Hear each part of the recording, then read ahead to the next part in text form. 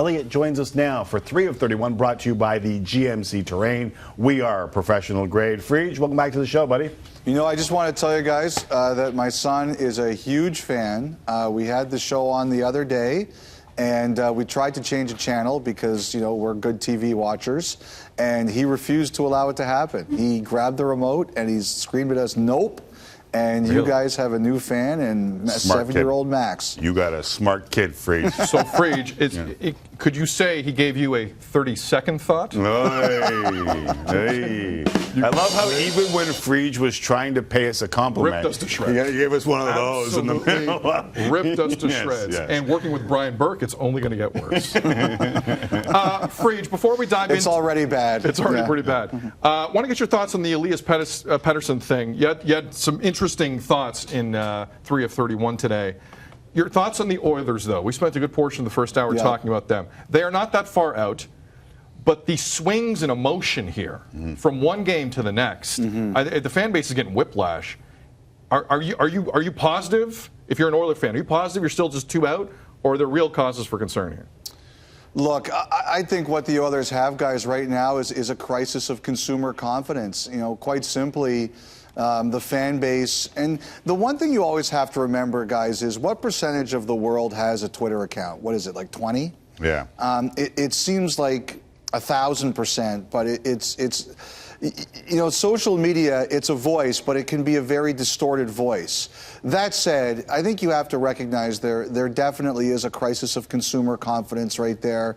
They don't necessarily believe in the direction of the team, but as you know, because we spend so much time on places like Twitter, every time something is going to happen, there's hysteria.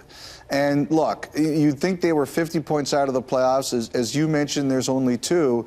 But I think when you look at some of the moves that have been made, there's a segment of the fan base that's sitting there going, oh no, like what's going to happen? And look, you look at the smoke signals being sent out by the organization. Not making the playoffs this year, it's not an option. There are sweet sales on the line. Some of their leases in the Rogers at Rogers Place are, I think it's we're definitely 3-year rentals, so they're up. Obviously, jobs are on the line. People know that if they don't make the playoffs this year, there's going to be changes. That affects the way you do things. There is definitely a certain angst and a crisis of consumer confidence in the Oilers right now. Part of that crisis had to do with some of the line combinations. And I told Sid earlier I was going to bring up what I thought some of it may have been or a combination of. I will bring it to you, Friedge, and you tell me if you think playing McDavid with Cassian and Kara was, 1, trying to protect McDavid, 2, a message to other Oilers, or 3, a message to management. I would go with 4. You're just trying to give yourself what you might think is the best chance to win. You know, look, like the Oilers are a really inconsistent team. Like the one thing is that nobody here is necessarily throwing at anything. Everybody is trying to save their jobs. You know, Peter Chiarelli, the general manager, he knows if they don't make the playoffs, he's in trouble. Ken Hitchcock, the coach, is trying to. He's got only a guarantee for this year. He wants to stay on. Like no coach wants to be fired. They're trying to find ways to make it work. Look, they split up. Him and McDavid and Draisaitl because they thought it might give themselves a better chance. Look, certainly there are times in life where people do try to throw things and say, oh, look at this, it's not my fault, it's somebody else's fault. But right now, in Edmonton, it doesn't do anybody any good to throw a game to say, I'm going to show a message to somebody else. You know, people are trying to win to save their jobs and save the season. So I don't think there's anything nefarious here. I think they're trying something, whether it works or doesn't work. I think the idea is we need to win games and we need to do what gives us the best chance to win games. You know how I think we'll know when they really reached a certain level, Friedge? Because we haven't really seen yet when Connor has a go after a game. We haven't really seen, we've seen Ken Hitchcock, we've seen moves behind the bench, we've seen trades made, we've seen a lot of things in motion. The one thing we really haven't seen is 97 after one of those games last night, playing with the guys he's playing with all due respect, kind of explode in his way after a game? I'm not saying it would I don't know help. if he has it in him. I don't. And you know what? I'm sure he. You know what, Sid? I just don't think he would do it. And Tim, I don't think it's because he doesn't have it in him. I just think that certain people carry themselves a certain way. So on Sunday night, there was that play against Anaheim where Hampus Lindholm checked him into the boards. And there were people who said replay made it look worse. It wasn't necessarily that bad. I personally don't like that play. I think it should be a penalty. Fine. But one of the reasons when it wasn't a penalty, one of the things I asked around is, does this guy have a bad reputation or something? And there you guys show it there. For example, when Sidney Crosby first came into the NHL, people, sometimes the officials penalized him because they felt he complained too much. So I asked around, does this guy have that rep? And I was told quite the reverse. Not only does he not have that rep, but he barely says anything.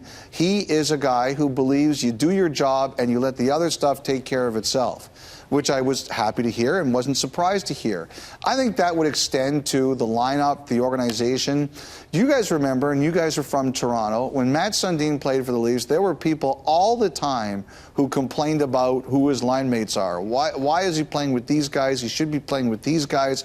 Get him better line mates. Matt Sundin was never a guy who ever came out publicly and said that he was going to complain about it. I remember once I asked him, do you ever as the captain go to Pat Quinn, who was the GM at the time, and say, we need to do this, get this player, get that player? And he got mad. He said, nope, I don't believe that that's my job. My job is to go out on the ice and perform to the best of my ability. I shouldn't be complaining to management about players we get or don't get.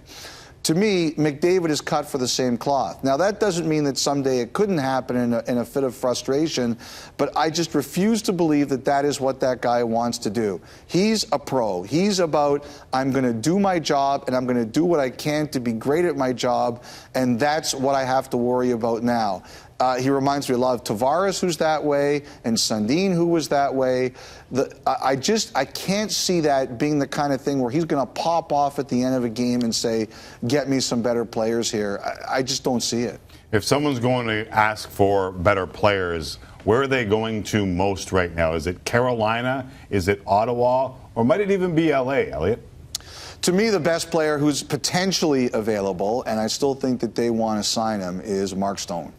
Like, if you're going out there and saying who's the best player available that could potentially be available, Mark Stone is number one on that list for me, but I'm not convinced he's even available yet. I think Ottawa's going to do everything they can to get him signed to a contract. And, and the other thing that's going to be interesting in all of that is if they decide they can't do it, will at some point they allow other teams the right to negotiate with them? Because if you can extend Mark Stone, it's going to make the package for him even better. But, look, I don't think Edmonton's given up. I know that, they made a couple of trades recently when they brought in Petrovic, who got hurt the other night, and Manning, who's been out of the lineup but may now get back in depending on Petrovic's health. But I don't think they're done. I think they're still looking. I think they'd still like to add. I wouldn't be surprised if Edmonton was kicking on the tires of a guy like Ferland from Carolina to go there. But, Carolina's looking for scoring, and Edmonton needs that too.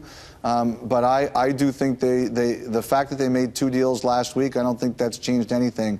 I think they're continuing to look, and I think they'd offer up guys like Spooner and others, depending on what they could get. Friedge, last week, forgive me, I try and remember if it's last week, the Elias Pettersson hat-trick game in our nation's capital. Yeah, last Wednesday. It was last Wednesday. Tonight. Forgive me, Yep. It's all blending together lately. I understand. There was obvious Calder conversation after that, but it was the holiday season, roughly. But there was a few. You heard a couple of Hart Trophy mentions here. I said it too. I mean, look, yeah. It's not the craziest thing I ever heard. He gets hurt, he misses time. Second time he's been hurt this season. Yeah. In terms of the postseason awards, where does missing games rank on the voters list? And you are one of those. It has been a factor for me in the past. I do think that playing 82 games or close to it as a rookie in the NHL is an accomplishment. And, this is still a hard league. As I joke, there's no Darian Hatchers anymore and I love Darian Hatcher, but there's no Darian Hatchers anymore who are ready to kill you as you get close to the net. That player doesn't really exist in the National Hockey League today. but it's still a hard league played at high speeds, and it's very easy to get injured even by accident. And we've seen that with Pettersson. And that, Connor McDavid didn't win the Rookie of the Year because he only played 45 games, and that's why Panarin won it. I mean, one of the reasons Ryan Nugent-Hopkins didn't win Rookie of the Year is Gabriel Landeskog had the same amount of points, and he played 82 games. And there were some people who felt, well, Nugent-Hopkins should get more votes because he got the same amount of points in less games. And there's others, including myself, I will admit, who felt that, no, 82 games, that's impressive for a rookie. Now, Pettersson, to me, Heiskanen is the number 2 guy on my list right now. But Pettersson is so good and so dominant, and he has completely resuscitated and changed the direction of a franchise, that I'm sitting there and saying, okay, he's already missed 6 from the Florida injury. He's at 2 and counting, or 1 and counting from the Toronto injury, from the Montreal injury. And, he's probably going to be out for around 2 weeks, they hope. So we're probably looking now at 70 games max. Now, I think you can still win it at 70 games, but what if we start talking about 60, 55? And you hope that doesn't happen. You hope that this question is moot. But to me, this guy is so overwhelmingly the Rookie of the Year this year that one of the questions I know I'm going to ask myself is, if this becomes a factor, how much is too low? What is the cutoff that you can say, well, games played is really starting to matter here? Because he's already at 35. Because to me, he's the Rookie of the Year. Unless he totally falls off a cliff, he's the Rookie of the Year. But I am wondering about what number is too low. What number is too low? He wore number 2, and it cost about $38 million. But for him to play for the Yankees. that's another story for another day. Before we let you go, there's a bunch of teams looking at defensemen right now. There's a lot of noise out of Toronto whenever a name comes up. Could a defenseman like Jake Muzzin be available, Elliotte Friedman? I think he's available, but I think the price is extremely high. And must have been correct. Yeah, so no, it's probably Max saying I'm watching you now. I refuse to let mommy change the channel. Nice. He's available, but everybody knows the price is high. It starts at least with a first-round draft pick, and I'm sure there's a lot more, and or something more. And look, that guy's been dynamite this year. If I thought I could win and he fixed a hole for me on my team, I'd be looking at him. Doughty gets the recognition because he's the big name, but the best defenseman in LA this year has been Jake Muzzin. And if I thought that he could help me win a Stanley Cup, you're darn right I'd be seriously considering it, no matter how high the price is. With all due respect to your sisters and Harvey, we have proof positive Max is the smartest Friedman that I know. Well, I knew it wasn't me, Tim. Yeah, I would have gone to the dad first. Thanks, Fridge. Fridge, good stuff. Thanks, brother. All right, guys, have a great night. You too. There's Elliotte Friedman.